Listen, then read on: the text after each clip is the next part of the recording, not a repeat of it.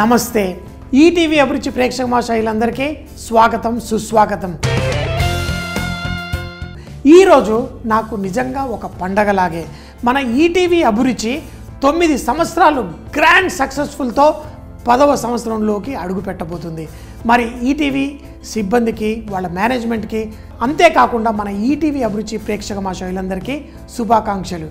So ఈరోజు ఈ అద్భుతమైన దినం మనం ఒక మంచి స్పెషల్ సీతాఫల్ డిలైట్ తోటి సెలబ్రేట్ చేసుకుందాం. ఎందుకంటే ఈరోజు ప్రతి ఇంట్లో పండగ. ఈటీవీ అభిరుచి అంటే ఒక జస్ట్ ఛానలే కాదు, ప్రతి ఇంట్లో ప్రతిరోజు పండగల ప్రతి పూట అద్భుతమైన రుచికరమైన వంటలు తినడానికి మన కల్చర్ మన ట్రెడిషన్ని చక్కగా అద్భుతంగా వంటల రూపంలో మనందరికీ ఒక పండగలా సెలబ్రేట్ చేసుకోవడానికి ఈ ఛానల్ ఎంతగానో ఉపయోగపడింది. నేను ఎక్కడ కలిసినా ఎంతోమంది నాకు చెప్తూ ఉంటారు, మీ ఈటీవీ అభిరుచిలో ఈ వంటకం చూసాం, ఆ వంటకం చూసాం, ఇది ట్రై చేసాం, అది ట్రై చేసాం. అంతేకాకుండా ఈటీవీ అభిరుచి ఛానల్ కేవలం వంటలు రుచిగా చేయడమే కాదు, మీకు అందరికీ ఎన్నో ఆరోగ్య సూత్రాలు చెప్పుకుంటూ మీ అందరి లైఫ్ స్టైల్లో కూడా ఒక మంచి వెలుగు తీసుకొచ్చిన అద్భుతమైన ఛానల్.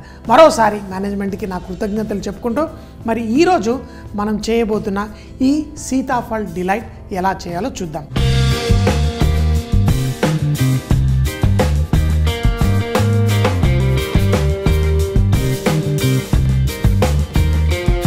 స్పంజ్ కేక్ తయారు చేసి పెట్టుకోవాలి.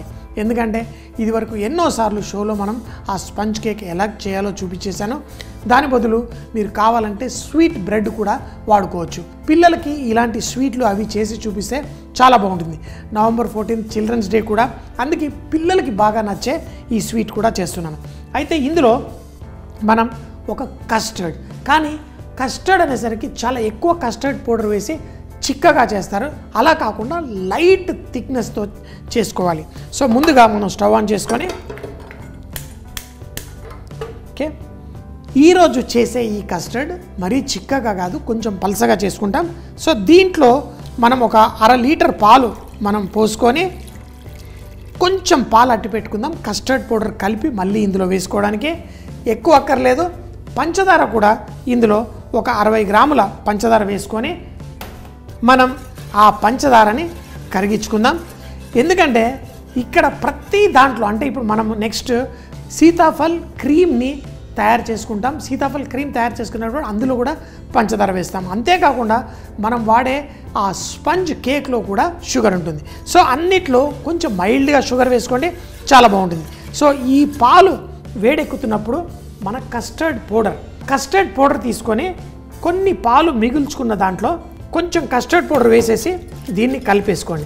చెప్పాను కదా, మనకి ఈ కస్టర్డ్ ఏదైతే తయారు చేసుకున్నానో మరీ చిక్కగా కాకుండా కొంచెం పలసగా తయారు చేసుకోవాలి. అందుకే ఒక 15 గ్రాములు 20 గ్రాముల కస్టర్డ్ పౌడర్ తీసుకొని దీన్ని పలసగా చేసుకోండి. వేడెక్కితే లైట్గా చిక్కదనం వచ్చేస్తుంది. సో ఒక్కసారి దీన్ని బాయిలింగ్ అనేది తీసుకురావాలి. కానీ దాంట్లో ఉన్న పచ్చితనం పోవాలంటే ఈ పాలు ఉడకాలి. ఉడికి స్లో మంటలో మరో 2-3 నిమిషాలు ఉడికించుకుంటే కూడా చాలా బాగుంటుంది. కానీ మరీ చిక్కగా చేయం కాబట్టి ఆ కస్టర్డ్ పౌడర్ చెప్పిన విధంగా కొంచెం తక్కువగా వేసుకుంటే చాలా బాగుంటుంది. చూడండి, ఇప్పుడు ఈ పాలని కొంచెం సేపు స్లోగా వేడి చేయండి.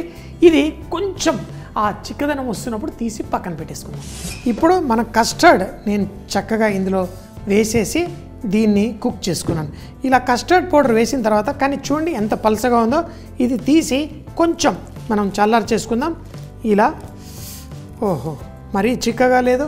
చాలామంది కస్టర్డ్ చేసినప్పుడు మామూలుగా ఐస్ క్రీమ్కి లేకపోతే ఫ్రూట్ కస్టర్డ్ చేసినప్పుడు చిక్కగా చేసుకుంటారు, కానీ ఈ స్వీట్ తయారు చేసేటప్పుడు మాత్రం కొంచెం పలసగానే ఉండాలి. ఇక్కడ నేను స్పంజ్ కేక్ తయారు చేసుకున్నాను. ఇది చెప్పాను కదా, మనకి చాలా ఈజీగా మన ఇంట్లో స్పంజ్ కేక్ తయారు చేసుకోవచ్చు. దీన్ని చేయడానికి 4 గుడ్లు తీసుకున్నాను. అయితే ఒక్కొక్క గుడ్డు 40 గ్రాములు ఉంటుంది. అంతే అమౌంట్ పంచదార తీసుకోవచ్చు. అంటే ఈక్వల్ క్వాంటిటీ మెథడ్లో చేశాను అనుకోండి. ఇందులో మనము ఆ కోడిగుడ్లు చక్కగా బీట్ చేసేసుకొని కొంచెం ఒక చెంచాడు మనం నూనె వేసుకుంటే సరిపోతుంది. నేను 4 గుడ్లకి ఒక 25 గ్రాముల నూనె కూడా తీసుకున్నాను. బాగా బీట్ చేసేసి గుడ్లని దాంట్లో నూనె కూడా వేసి కలుపుకోవాలి. మైదా పిండి ఒక 5 గ్రాముల బేకింగ్ పౌడర్ తీసుకొని కలుపుకొని ఇలా సింపుల్గా మన ఇంట్లోనే కేక్ తయారు చేసుకోవచ్చు. సో చూడండి, ఇది పర్ఫెక్ట్గా ఉంది. ఇప్పుడు దీన్ని మనం ఈ కస్టర్డ్ సిరప్ తోటి సోక్ చేసుకోవాలి. కానీ దీనికంటే ముందు నేను ఏదైతే సీతాఫల్ మనం క్రీమ్ తయారు చేసుకున్నామో అది తయారు చేసుకొని తర్వాత ఈ కేక్తో పాటు మనం అసెంబుల్ చేసుకుందాం. మంచి సీతాఫలాలన్నీ వాడేశాను, చిన్నగా మిగిలిపోయింది ఒకటి. అయితే పెద్ద సీతాఫలాలు ఒక 3 తీసుకొని దాంట్లో ఆ గింజలు అన్నీ తీసేసి ఇలా గుజ్జు తీసి పెట్టుకున్నాను. కొంచెం ఓపిక కావాలి గుజ్జు ఇలా తీయాలంటే. నాలంటోడైతే అస్సలు తీయలేడు, ఎందుకంటే సీతాఫలం పిచ్చోడిని. నేను ఆ గుజ్జు తీసేటప్పుడు సగం కంటే ఎక్కువ నేనే తినేస్తాను. సో ఒక కప్పుడు గుజ్జు మనం తీసుకున్నాం, అలాగే ఒక కప్పుడు క్రీమ్ తీసుకున్నాం. ఈ రెండింటిని మనం కలిపే ముందు కొంచెం పంచదార పొడి కానీ ఈ క్రీమ్తో పాటు కలిపేసుకోండి. అయితే దీన్ని మనం పెద్దగా విస్క్ ఏం చేయక్కర్లేదు. విస్క్ చేసుకుంటే మీకు బాగానే ఉంటుంది, కానీ ఇలా దీంట్లో కలిపేసుకొని తర్వాత మన ఈ కస్టర్డ్ యాపిల్ అంటారు సీతాఫల్ని, దాంట్లో ఉన్న గుజ్జుని మనం ఏదైతే తీసి పెట్టుకున్నామో ఇలా ఇది ఈ విధంగా చక్కగా కలిపేసుకోండి. చూడండి, ఈ విధంగా ఆ క్రీము, సీతాఫల్ గుజ్జు, అలాగే కొంచెం పంచదార వేసేసి దీన్ని కలిపేసుకోండి. దీన్ని ఒకవేళ రుచి చూస్తే మీకు ఆ స్వీట్నెస్ కరెక్ట్గా సరిపోవాలి. కస్టర్డ్ పాలు మనం తయారు చేసుకున్నాం, మన ఈ గుజ్జు కూడా తయారు చేసుకున్నాం, మన దగ్గర మన కేక్ ఏదైతే ఉందో దీన్ని కూడా తయారు చేసుకున్నాం. ఇప్పుడు ఈ మూడింటిని కలిపేసి అసెంబుల్ చేయడమే.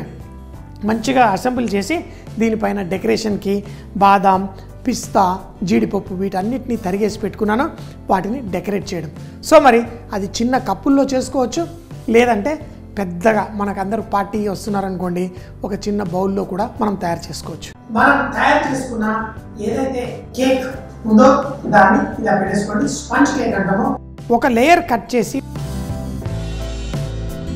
ఒక బౌల్లో సెట్ చేసి దానిపైన మన కస్టర్డ్ పాలని పోసి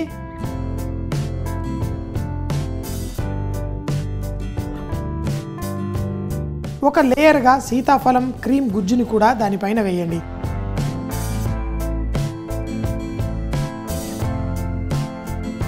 మరొక లేయర్ కేక్ వేసి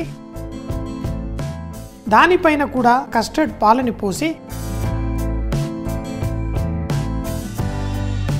అలాగే సీతాఫలం గుజ్జు కూడా వేసి దానిపైన సన్నగా తరిగిన బాదాం, జీడిపప్పు, అలాగే పిస్తా, చెర్రీస్ కూడా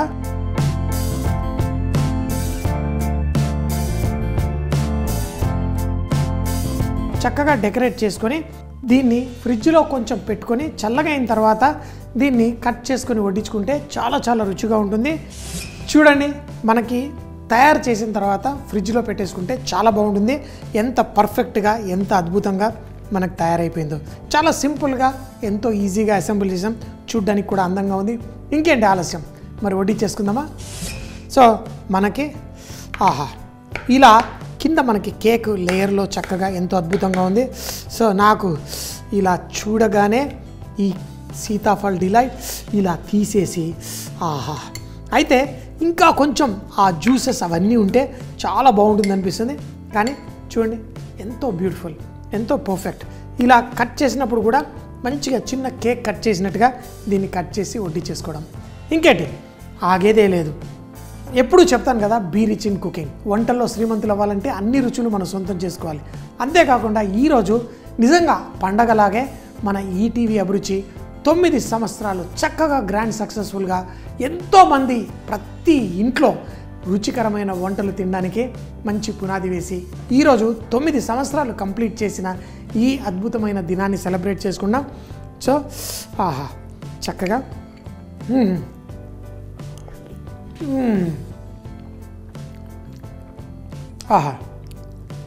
అద్భుతం, అమోఘం. ఫ్రెండ్స్, తప్పకుండా చేసుకోండి.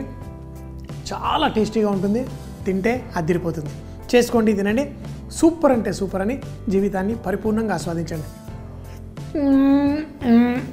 సీతాఫలం డిలైట్. దీన్ని తయారు చేయడానికి ముందుగా ఒక గిన్నెలో పాలు తీసుకొని పంచదార అలాగే మరికొన్ని పాలల్లో కస్టర్డ్ పౌడర్ కలిపి చూపించిన విధంగా పల్సటి కస్టర్డ్ తయారు చేసుకోవాలి. దీన్ని ఒక బౌల్లో తీసి లైట్ గా చల్లార్చి ఇప్పుడు మరొక బౌల్లో క్రీమ్ లో పంచదార పొడి అలాగే సీతాఫల్ గుజ్జు వేసి చూపించిన విధంగా కలిపి ఈ మిశ్రమాన్ని కూడా పక్కన పెట్టుకోండి. ముందుగా తయారు చేసి పెట్టుకున్న కేక్ ని ఒక లేయర్ కట్ చేసి ఒక బౌల్లో సెట్ చేసి దానిపైన మన కస్టర్డ్ పాలని పోసి ఒక లేయర్ గా సీతాఫలం క్రీమ్ గుజ్జుని కూడా దానిపైన వేయండి. మరొక లేయర్ కేక్ వేసి దానిపైన కూడా అదే విధంగా కస్టర్డ్ పాలు అలాగే సీతాఫలం గుజ్జు కూడా వేసి దానిపైన సన్నగా తరిగిన బాదాం, జీడిపప్పు అలాగే పిస్తా, చెర్రీస్ కూడా చక్కగా డెకరేట్ చేసుకొని దీన్ని ఫ్రిడ్జ్ లో కొంచెం పెట్టుకొని చల్లగా అయిన తర్వాత దీన్ని కట్ చేసుకుని వడ్డించుకుంటే చాలా చాలా రుచిగా ఉంటుంది, చాలా టేస్టీగా ఉంటుంది. చూసేశారు కదా మరి ఈ రోజు చేసిన స్పెషల్ వంటకం.